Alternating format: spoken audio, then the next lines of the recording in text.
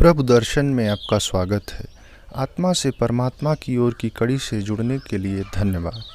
तो आज की आत्मा से परमात्मा की ओर जुड़ने की अगली कड़ी है कि क्या गरीबों की सेवा भाव ईश्वर के विरुद्ध है। तो हम लोग बिना अपना कीमती वक्त गंवाए अपनी इस कड़ी को आरंभ करते हैं।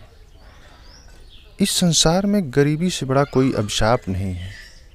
एक गरीब को अपना पेट भरने के लिए दर दर की ठोकरें खानी पड़ती हैं, यहाँ तक कि उसको अपना आत्मसम्मान तक दांव पर लगाना पड़ जाता है, तब जाके कहीं वो अपना पापी पेट भर पाता है।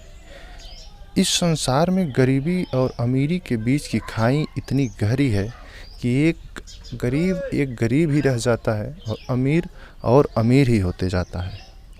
फिर भी संसार में कुछ लोग ऐसे हैं जो अपनी सेवा भाव से इंसानियत को जिंदा किए हुए हैं और गरीबों की सेवा भाव का विचार रख करके सेवा भाव में लिप्त रहते हैं। परंतु क्या आपको पता है कि गरीब की मदद ईश्वर के विरुद्ध है या नहीं? अगर आप भी गरीब की सेवा भावना में लिप्त रहते हैं तो आपको यह जानना अति आवश्यक है कि क्या आपका सेवा भाव आपके लिए पुण्य साबित होगा अथवा नहीं।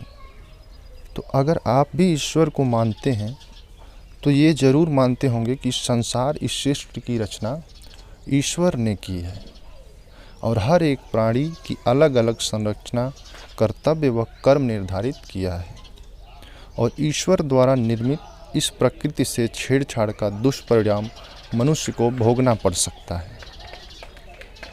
अब बात यह आती है कि जब ईश्वर ने ही सबको हमारे कर्मों के आधार पर गरीब अमीर छोटा बड़ा बनाया है, तो फिर यदि आप गरीब की मदद करते हैं तो क्या यह ईश्वर के विरुद्ध नहीं है? ईश्वर ने तो हमें हमारे पूर्व जन्म अथवा इस जन्म के कर्मों के आधार पर रचा, परंतु आप गरीब की मदद कर एक प्रकार से ईश्वर की रचना का विरोध ही कर रहे हैं। अगर आप गौर से सोचें तो आप ईश्वर की संरचना का विरोध ही कर रहे हैं।